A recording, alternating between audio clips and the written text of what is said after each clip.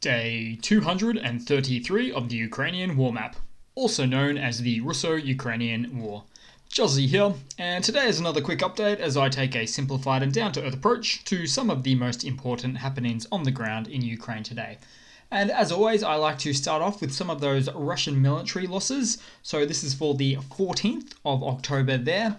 So in the last 24-hour reporting period, we have 64,300 Russian military personnel losses. Now that's an additional whopping 500 on top of yesterday. So these are some extraordinary figures, certainly a lot more than average. Then we'll have a look at the hardware losses. So for the armored combat vehicles, an additional 5 there. For the tanks, an additional massive 10 tanks lost on the Russian side, and then we have 10 artillery losses for the Russian side there too. Then we'll move across to the map, and as we sometimes do, we'll start again outside of the Ukrainian territory to the Belgorod Oblast in the Russian Federation, where more explosions were reported over Belgorod region here. So the governor of Belgorod said that he actually confirmed an ammunitions depot exploded, and I've got a bit of video there for that one.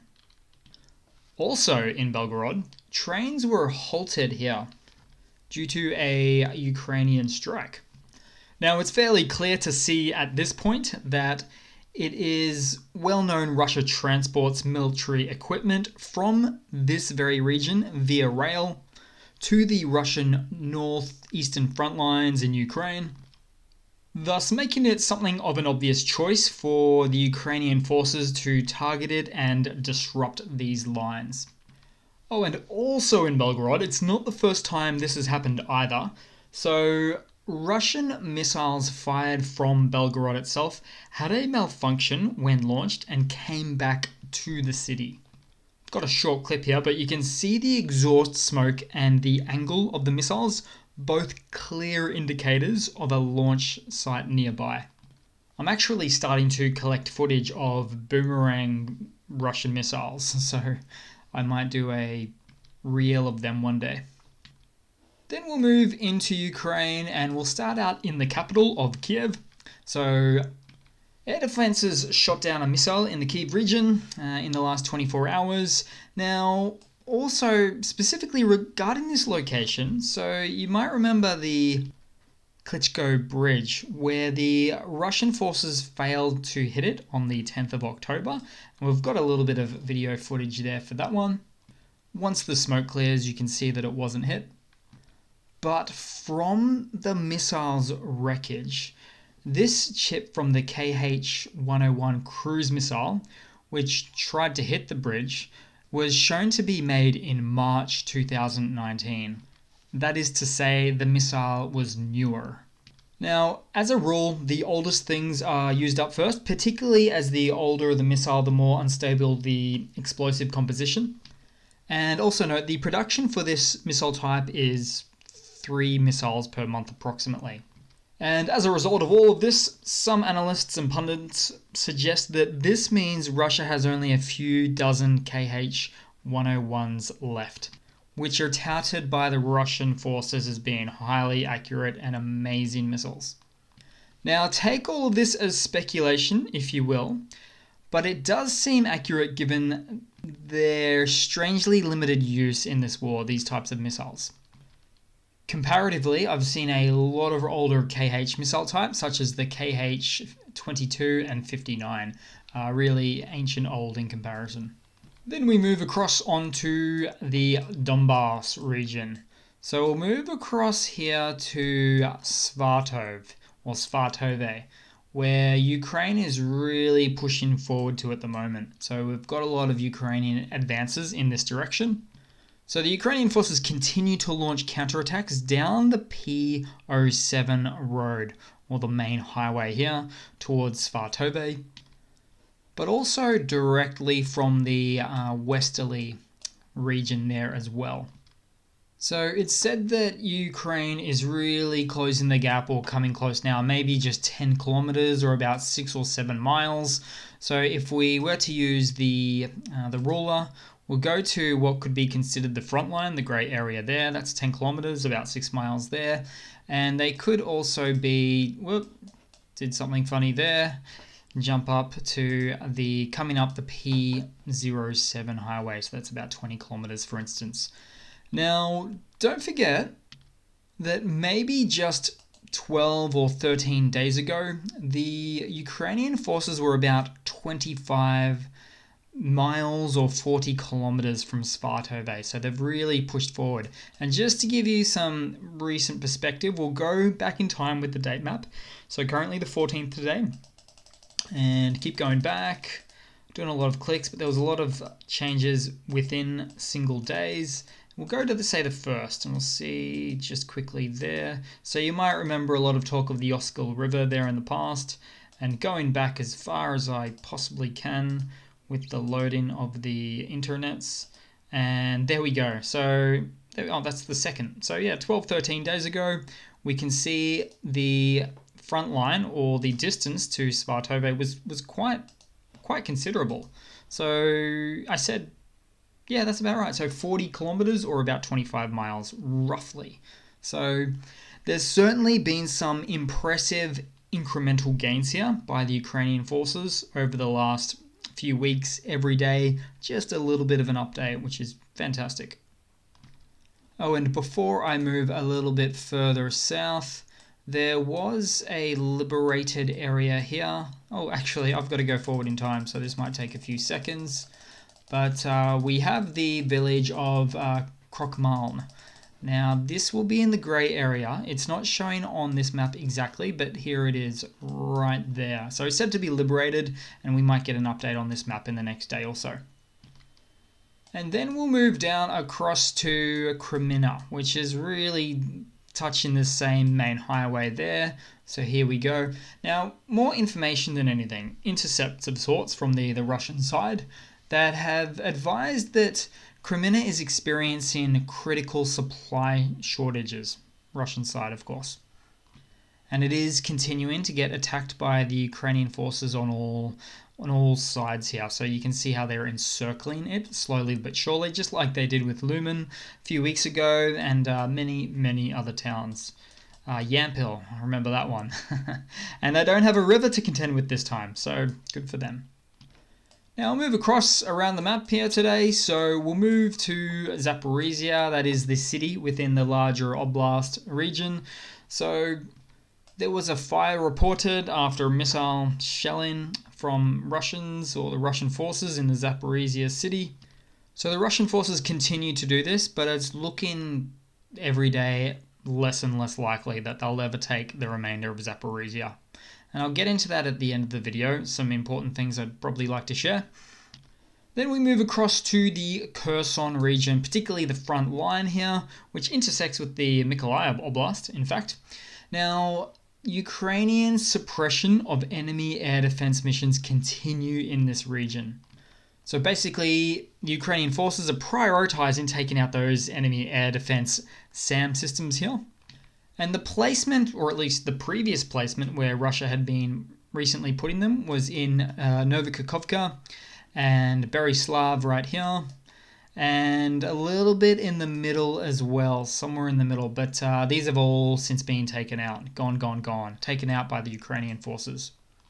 And single-handedly on the Kherson front line, there's always a military loss here, not the least of which was 3 tanks and 2 Orlan-10 drones. Oh, and speaking of which, it wouldn't be an update without me finding another captured T-62 Russian tank, pretty much donated to the Ukrainian forces now.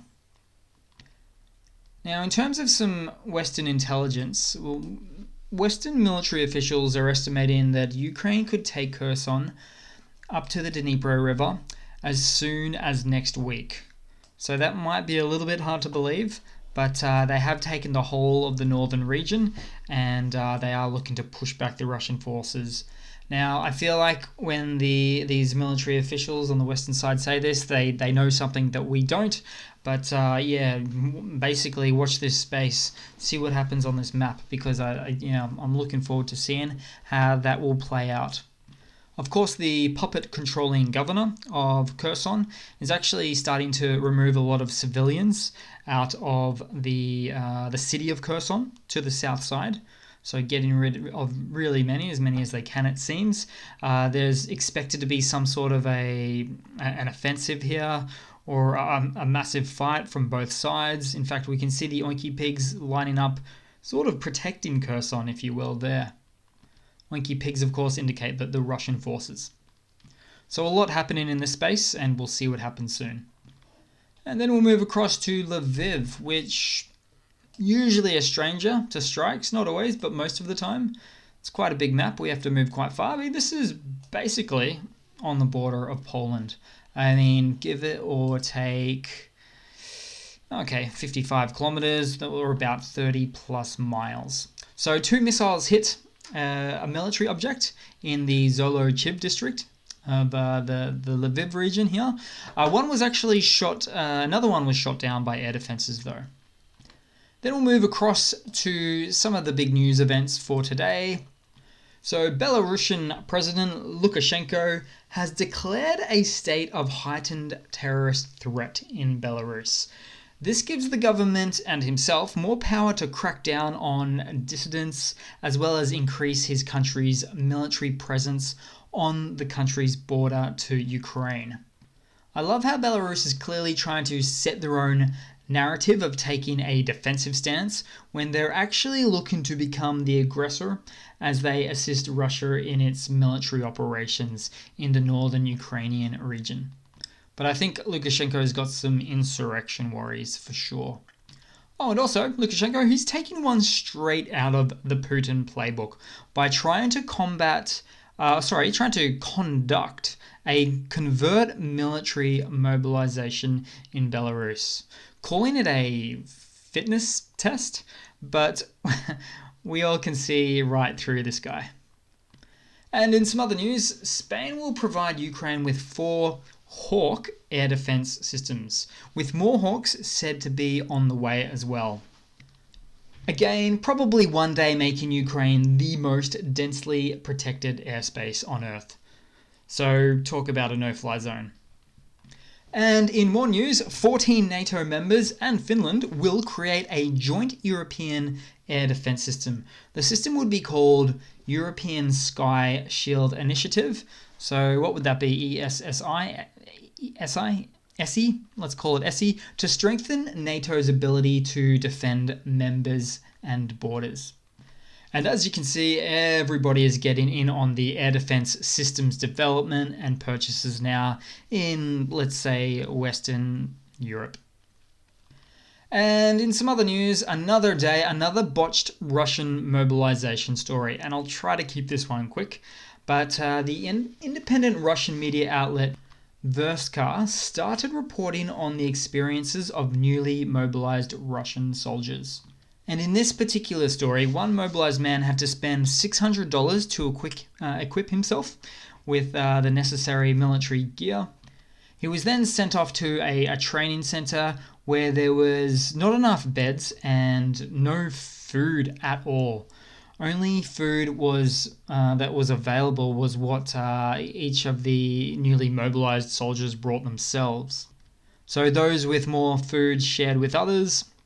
So for 2 days, no dry rations. He was then taken to Rostov with others, another staging ground just on the border of Luhansk Oblast. There was still no food. Then the men were told there was going to be no training, and they would be getting sent straight to the front lines in Luhansk. Then, as the article reported, the soldiers made it to Luhansk, still no food provided, so the soldiers had to contact their relatives, and this one soldier had to ask for $60, or about 4,000 rubles, to get something to eat.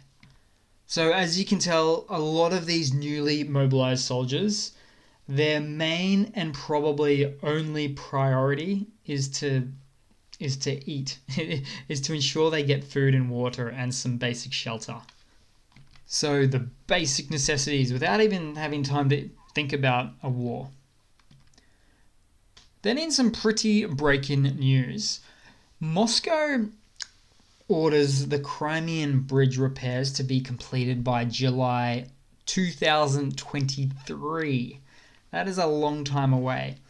Now, I don't know what this means for the capability. I know there's one lane for cars to still go through. The trains, obviously, the train tracks, not operational so far. It seems like that Putin himself has ordered it to be completed by July 2023. I read a lot of engineering analyses on all of this on the internet. I wasn't confident to say it, but all of those engineers, well, a lot of them said the same thing. They took one look at it and said, that's going to take some time to fix. Of course, this is quite disastrous for the partial military mobilization that Russia has just enacted, because Russia heavily lies on rail logistics. In fact, this is the only southern rail logistic that they can safely use. All of the other ones are just too close to Ukrainian artillery shells and things like that. So it's a major setback for the Russian war machine here. Also, in a bit of strange or unusual news, Putin himself as well says more massive missile strikes against Ukraine are not necessary. So he's saying they're no longer necessary. They're still happening, a few a day, for instance, a few more than a few. I've mentioned a few there today. But he seems to say that they'll be less and less, which is a very odd thing for him to say. But let's talk about missile depletion and burn rate for a second to see where he's actually going with this. So there's a whole bunch of reports now that suggest that the Russian forces have squandered about 66% of its precision missile stocks in a pointless campaign to indiscriminately have missile fire at the whole of Ukraine. Now, remember earlier in the video when I said these missiles, caliber missiles and things, they take about 2 or 3, are produced every month, so very, very slow production rate. It's said with Russia's current stockpiles, it will take decades for Moscow to replace these weapons now, especially even harder under the burden of economic sanctions, which disable the Russian war machine to get a hold of all the technical chips and components that they need to make these things.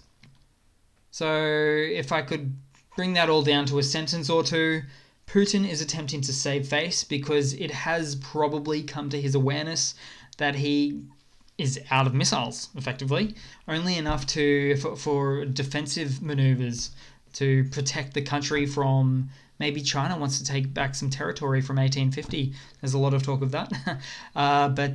He's obviously somewhat aware of the lack of capability and the depletion of his own weaponry now, because he has been starting to micromanage this whole thing. He's probably even taken a quick trip to the warehouses that supposedly store many thousands, only to find many hundreds or even 30 or so of the caliber type. So interesting stuff.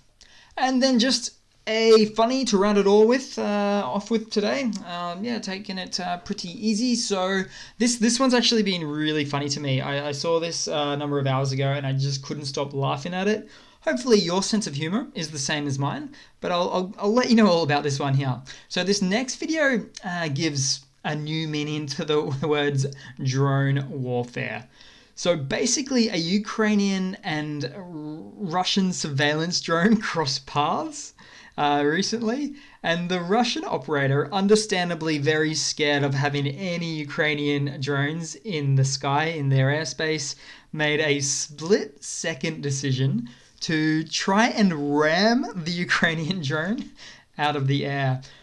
Only problem for the Russian drone was it's ramming propeller first, like head first with the propeller, into the belly of the Ukrainian drone. It's not designed to be able to achieve this feat. No drones are. When you push a drone forward, it usually starts going head first with the propellers. And moments later after the ramming, you can see in a few frames that it includes the Russian drone's propellers snapping off and flinging away. There's at least 2 or 3 frames that I've freeze framed there for you. I also find it particularly funny. I think this is the reason why I find it funny, because I feel like this sums up the Russian forces. Now, for instance, they're quick to take charge. They've got insufficient planning involved. They're not understanding the capabilities or lack thereof of the equipment that they're using. Let's see, they try an offensive maneuver only to have it backfire on them, and many, many more. Feel free to write one that you might think of in the comments as well. But in the end, just kind of short-sightedness. So that's about it for today, guys. Thanks for watching. Please leave a comment, subscribe, hit that like button. Try to ignore the misinformation trolls in the comments. Just start ignoring them at this point. That's my go-to stance these days. It could change in the future. They are always good for a laugh to see what their excuses are when Russian forces have to cede territory, that kind of thing. But it is what it is. So yeah, hope to see all of you guys there in the next one. Cheers.